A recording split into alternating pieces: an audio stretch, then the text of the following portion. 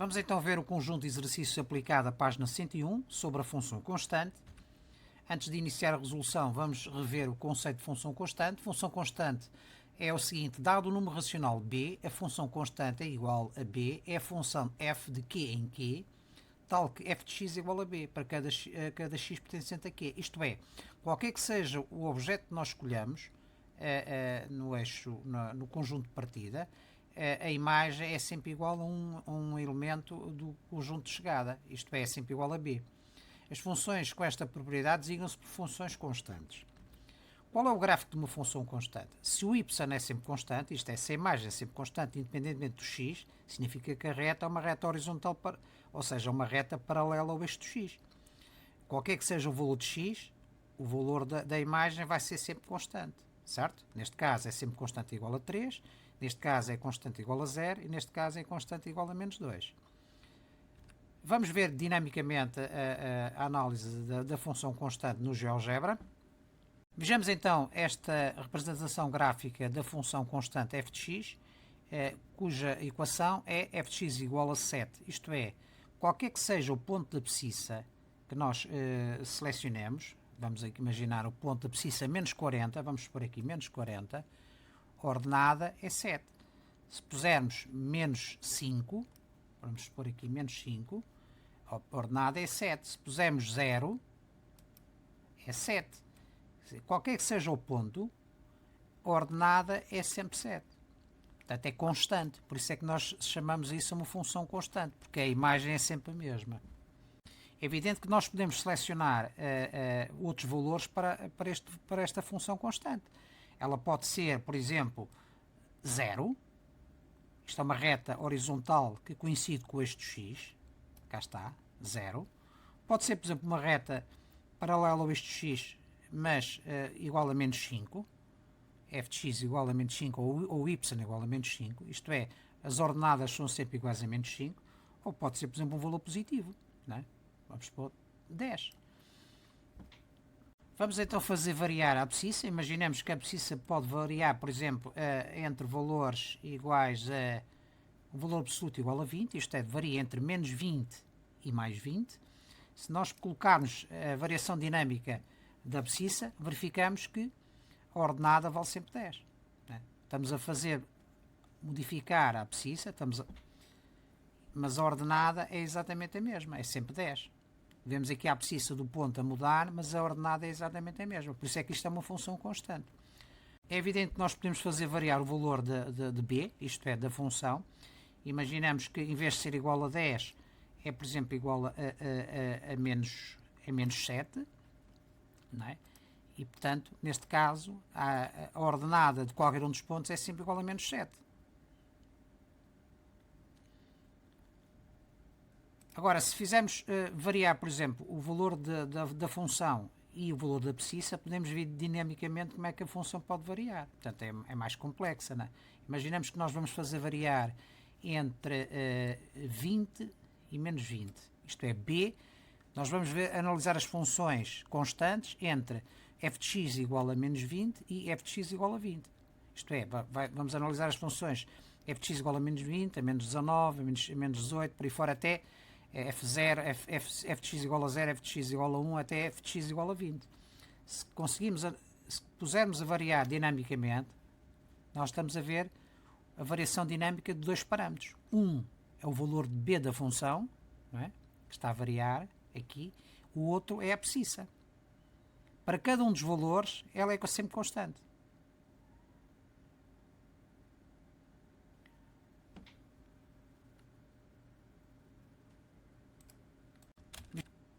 O conjunto de exercícios, então, que nós vamos resolver é um conjunto de exercícios constituído por duas perguntas, cada uma das quais com várias alíneas.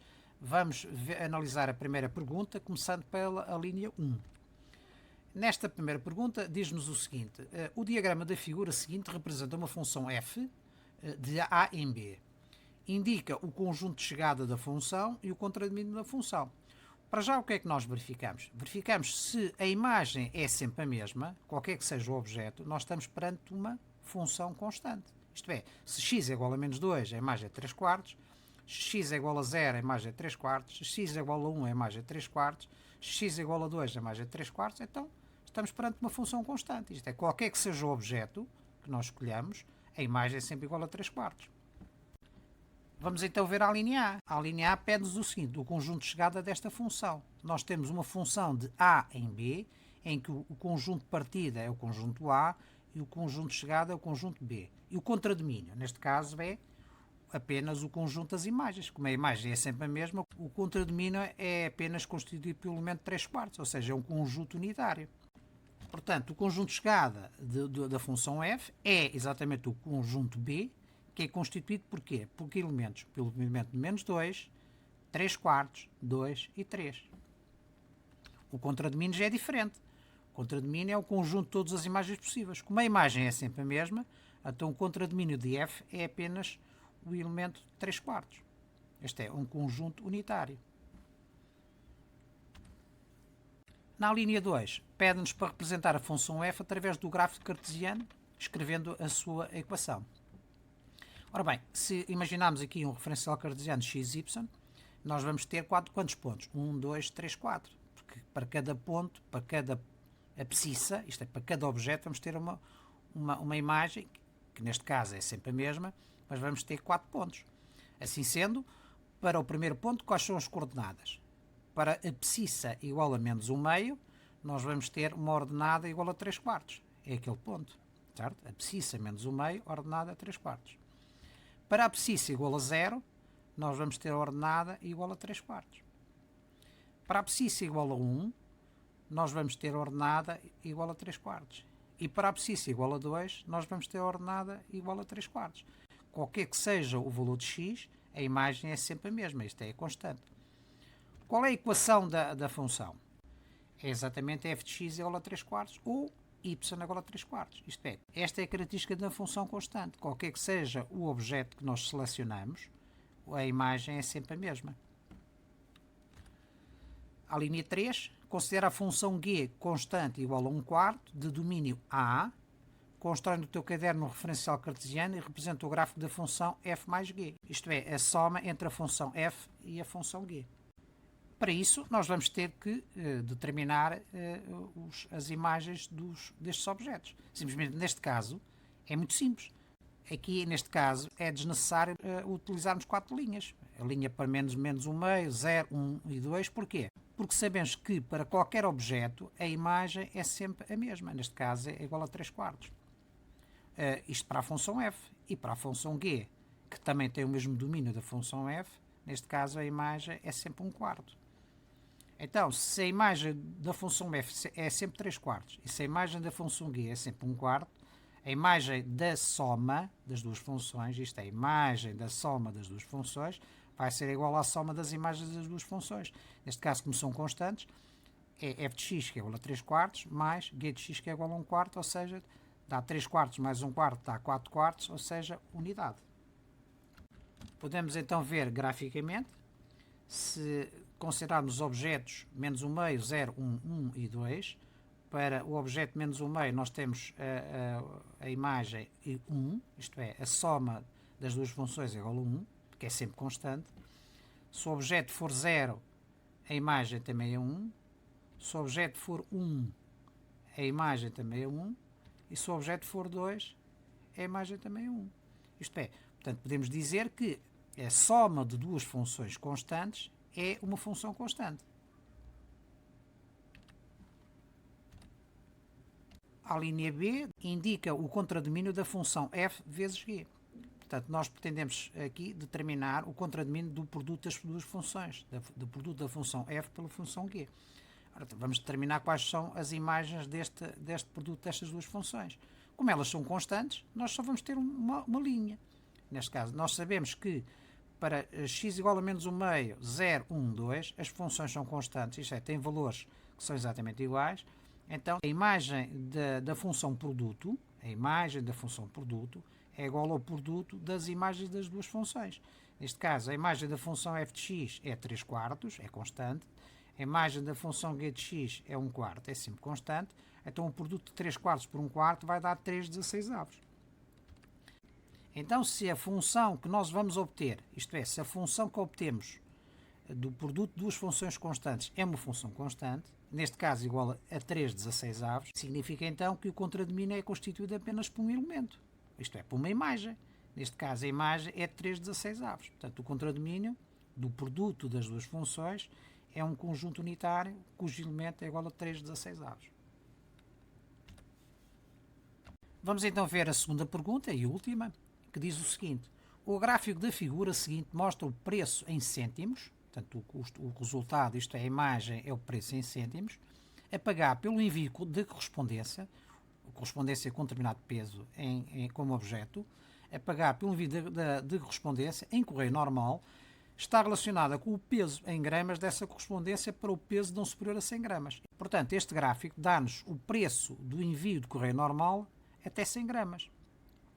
Como é que nós podemos analisar este gráfico? É importante nós analisarmos.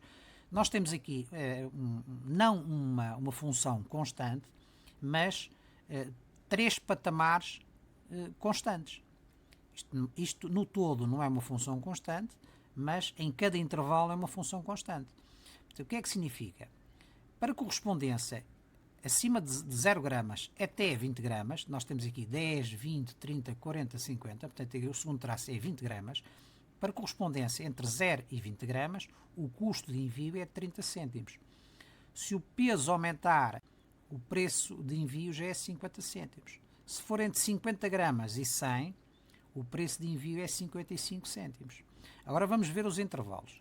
Se repararem, ao lado esquerdo temos bola aberta, bola vazia e bola cheia. Bola vazia, bola cheia, bola vazia e bola cheia. O que é que significa isto? Significa que quando o peso é igual a 0 gramas, a função não está definida. Para já não tem valor nenhum definido. É bola vazia. A partir das 0 gramas até às 20 gramas, ela está aqui definida por este patamar. E qual é o preço? 30 cêntimos.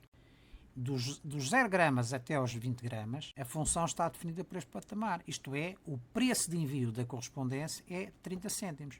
Quando passa dos 20 gramas, a correspondência, o custo salta de 30, isto é, aumenta de 30 cêntimos para 50. Simplesmente, reparem, quando a correspondência tem o peso de 20 gramas, o seu custo é bola cheia, é neste 30 cêntimos. Aquela bola não representa o custo de 20 gramas. Porquê? Porque está a bola vazia, isto é, este valor não entra em consideração. Só a partir de 20 gramas é que o custo começa a ser dado por este patamar. Até ao limite de quê? Até ao limite de 50 gramas. Do mesmo modo, o intervalo 50 a 100, o custo de envio de uma correspondência normal de 50 gramas é 50 cêntimos, não é 55 cêntimos. Aqui tem bola vazia. Significa que 55 não entra para o valor de 50. Só a partir deste valor, até à bola cheia, é que entra o respectivo custo. Portanto, nós temos aqui três patamares. O primeiro patamar está definido para pesos maior que 0 e menor ou igual a 20 gramas. O segundo patamar está definido para pesos maior, só maior, porque este aqui não entra, maior do que 20 gramas e menor ou igual a 50, igual porquê? Porque entra ali a bola cheia. E para o terceiro patamar está definido para pesos maiores que 50, cá está o terceiro patamar, maiores que 50, não entra o maior ou igual. O igual já está definido no patamar anterior. Maior que 50 e menor ou igual que 100 gramas. Portanto, analisado o gráfico, vamos responder à primeira questão. A primeira questão diz-nos o seguinte: justifica que o gráfico representa uma função. Isto é uma função? Nós temos que nos recordar das três regras que são necessárias para que uma determinada correspondência seja uma função. A primeira regra diz-nos o seguinte: a correspondência é no sentido de um conjunto de partida, exatamente, é um conjunto de partida. Qual é o conjunto de partida? Peso da correspondência em gramas, para um conjunto de chegada. Qual é o conjunto de chegada? Custo do envio em cêntimos. Portanto, existe uma correspondência entre X e Y. Correto. Verifica. A segunda regra qual é? A todo o elemento do conjunto de partida corresponde um elemento do conjunto de chegada. Efetivamente corresponde. Nós sabemos, qualquer que seja o X, nós temos sempre um valor de custo. Claro que não temos aqui para o peso igual a 0. Se para o peso igual a 0 não está definido, porquê? Nem pode estar. Né? Se peso é igual a 0, significa que não há correspondência. Se não há correspondência, não há envio. Portanto, este valor é perfeitamente aceitável. Agora, para correspondência com peso igual a 20 gramas, está definido aqui e não está definido em cima. Isto é definido por este patamar. Para o peso de correspondência igual a 50 gramas, está definido no segundo patamar e não no terceiro. Mas para peso igual a 100 gramas, já está definido apenas no terceiro. Certo? Portanto, a segunda regra cumpre-se. A terceira regra, qual é? A um elemento do conjunto de partida tem que corresponder apenas um elemento do conjunto de chegada. Verificamos isso? Claro que verificamos. É o que nós estamos a ver aqui. Para correspondências até ao peso de 20 gramas, nós temos um preço de envio de 30 cêntimos. É definido por este ponto e não por aquele, que é bola vazia. A partir daqui, o preço de envio entre 20 e 50 gramas, isto é maior que 20 e menor ou igual que 50, é definido por este patamar. Isto é igual a 50 cêntimos até aquele valor limite. O valor máximo é 50 gramas. O preço de envio de uma correspondência de 50 gramas é 50 cêntimos e não 55, porque ali 55 tem bola vazia. A partir de 50 gramas até 100 já vai ser definido pelo patamar seguinte, isto é por 55 cêntimos. Portanto, significa então que se verifica a terceira condição, isto é, a um elemento do conjunto de partida corresponde a um e apenas um elemento do conjunto de chegada. Portanto, se cumpre estas três, a quarta já não interessa, é uma função. Não é? A parte não implica que seja uma função ou deixe de ser, como nós já sabemos. Portanto, esta correspondência é uma função porque, para um peso específico em gramas, qualquer que seja o peso específico em gramas de uma correspondência, existe sempre um e apenas um preço em euros para o envio da mesma. Correto? A linha 2 diz o seguinte, indica o contradomínio da função. Como nós vimos, a função que nós temos aqui, de envio de correspondência, é dividida em três patamares. Portanto, tem três imagens. Imagem 30, imagem 50 e imagem 55. Correto? Então, qual é o contradomínio? O contradomínio que nós sabemos é o conjunto de todas as imagens possíveis. E quais são as imagens possíveis? 30, 50, 55. Portanto, o contradomínio desta função é 30, 50 e 55. Eu digo aqui o seguinte, o contradomínio é o conjunto de todas as imagens possíveis e pode ou não coincidir com o conjunto de chegada. Neste caso, não é especificado qual é o conjunto de chegada, mas nós podemos admitir, e eu admito neste caso, que não coincide. Porquê? Porque se analisarmos aqui, o conjunto de chegada tem aqui valores que não estão definidos. O 10, o 5, o 10, o 15, o 20, o 25, o 35, o 40, o 45 e o 60. São valores que fazem parte do conjunto de chegada, não é? Mas não são imagens de nenhum objeto. Portanto, admitindo este conceito, nós podemos dizer que o contradomínio não coincide com o conjunto de chegada, não é? Certo? Admitindo que os outros elementos pertencem ao conjunto de chegada. Vamos à linha 3, diz assim o seguinte, o António pagou 50 cêntimos pelo envio de um envelope. Indica um valor que pode corresponder ao peso do envelope. Ora bem, isto é exatamente a análise que nós fizemos. Se ele pagou 50 cêntimos, significa que pagou... O custo está aqui definido neste patamar. Este patamar corresponde ao custo de envio de correspondência com peso entre valores superiores a 20 gramas e inferiores ou iguais a 50 gramas. Correto ou não? Portanto, 50 cêntimos corresponde a peso de correspondência maiores do que, por isso é que está tracejado, maiores, não é igual, maior do que 20 gramas, menor ou igual, por isso é que está cheio, a 50 gramas. Correto ou não? Portanto, se f de x é igual a 50 cêntimos, então significa que o x está compreendido entre valor superior a 20, isto é, x é maior do que 20 gramas, não entra o 20 gramas, mas vai até aos 50 gramas. Portanto, bola vazia é só menor. Bola cheia é menor ou igual. Correto ou não? Portanto, é evidente que se nos fosse pedido um valor, nós bastava-nos escolher um valor neste intervalo. Vamos ter correspondência igual a 21 gramas. Já está. 20 gramas não. 20 gramas e meia também já estava. 50 gramas no máximo. 50 gramas e meia já não. 50 gramas e meia já pertence ao patamar seguinte. Correto? Portanto, tem que ser um valor maior do que 20 e menor ou igual que 50. Nós sabemos que uma função constante é uma função com uma expressão numérica do tipo y igual a b. B é ordenada. Neste caso, o b é 30, para este intervalo, maior que 0 e menor ou igual a 20. Para o intervalo maior do que 20 e menor ou igual a 50 é 50, aqui é 50 cêntimos. E para o intervalo maior do que 50 e menor ou igual que 100, o y é igual a 55.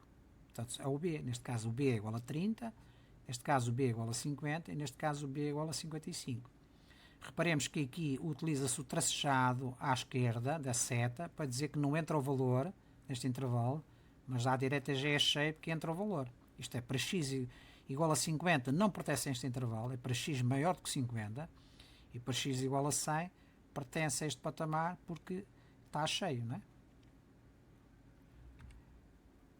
Vamos então ver como é que nós podemos escrever isto para a frente. Vai ser necessário ter este conceito.